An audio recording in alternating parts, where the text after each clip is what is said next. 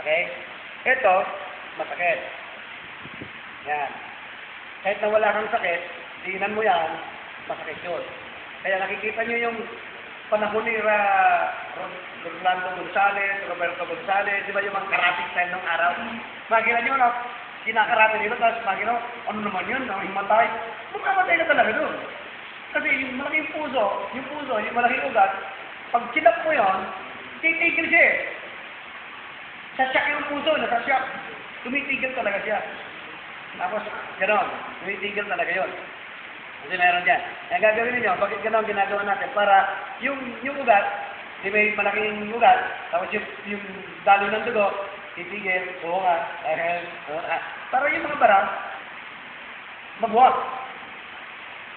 Sa katagalan, ginaganon mo yun. So, magbilang na lang kayo kung 30 peraso or 20 peraso. Kapag kuripot, 10. Nirulan ko yun. Both side yan. So, gano'n ang gagawin.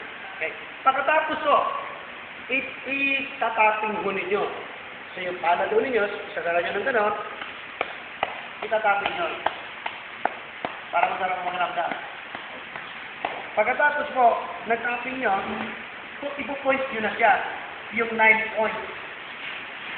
Kung hindi nyo na alala yung points, ano po? So, madali lang ho yun. Pitilin nyo ng isa, okay? Yan ang 1, ang 2, number 2. Simple lang, kukunin nyo itong ilalim po.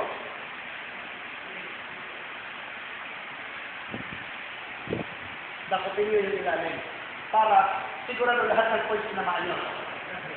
So, hindi na kayo magsusukat-sukat dyan kung saan dyan. So, simple lang, dakutin nyo ng dakutin, tapos ganamin nyo. Okay? Pagkatapos po, i-lipo nyo ng gano'n, 10 na emergency pump mo. 1, 2, 3, 4, 5, 6, 7, 8, 9, 10. Araw-araw gawin nyo, may sugpong siya wala. Makikita nyo, gagawin nyo kasi.